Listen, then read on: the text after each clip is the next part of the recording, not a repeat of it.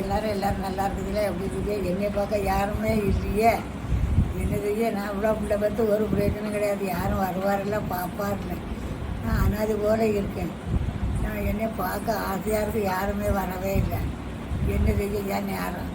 எனக்கு சாப்பாட்டுக்கு ரொம்ப கஷ்டமாக இருந்தது. அதனால தான் எல்லார்கிட்டையும் சொன்னேன், யாரும் சோறு தரதுக்கு இஷ்டப்படையில.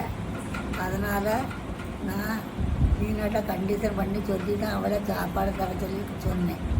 அதனால் அவள் தான் எல்லாம் பார்க்க, அவள் மாப்பிளையும் பார்க்க. அவள் என்னையை ஓயாமல் ஆஸ்பத்திரிக்கு அங்கங்கே கூட்டிகிட்டு போகிறது அதே தான். வேறு யாரும் வருவார்ல, வந்து பார்ப்பார்ல. என் இஷ்டத்துக்கு நான் செய்யேன். என்னை பற்றியோ அவளை பற்றியோ யாரும் எதுவுமே பேசக்கூடாது. நான் என் இஷ்டத்துக்கு தான் நிறைய கொடுப்பேன். யாருக்கும் அதை சொல்றதுக்கு அவசரமே கிடையாது. என் இஷ்டம்தான். நான் என் இஷ்டம் தான் நான் கொடுத்துருக்கேன். இன்னும் என் செத்த பிறகு அந்த நகைலாம் அவளுக்கு தான், யாருக்கும் கிடையாது. யாரும் யாசவோ பேசவோ அவசரமே கிடையாது. என்னை பார்க்க ஆளே இல்லை. ஆள் வேறு யாழி பணம் போட்டு ஆட்டம் போடுதாவ. சும்மா இருந்துக்கிட்டு யாசுக்காவ பேசுக்காவ எல்லா செய்தியும் எனக்கு காற்றுல அடிப்படை தெரியுது. அதெல்லாம் நல்லா இல்லைம்மா. உங்க காரியங்களை பாருங்கள். என்னை பார்க்க யாருமே இல்லை.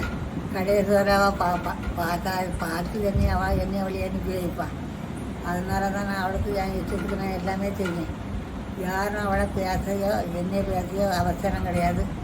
என் இஷ்டம்தான், யார் இஷ்டமும் கிடையாது அப்படின்னு நான் சொல்லியிருக்கேன். நீங்கள் அதான் பார்த்துக்கிடுங்க. யாரும் பொருள்களில் சண்டை படாமல் சந்தோஷமாக இருங்க.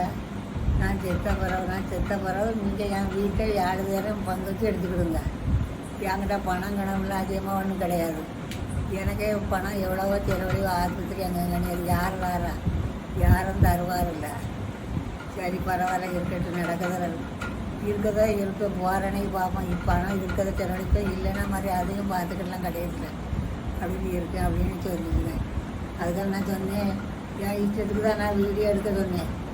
நாளொருக்காலாம் நீங்கள் சண்டை போடக்கூடாதுன்னு ஏதாவது பார்த்துக்கிட்டு வீடியோ கேட்டு அதுக்காக தான் நான் இப்போ வீடியோ எடுக்க சொன்னேன்.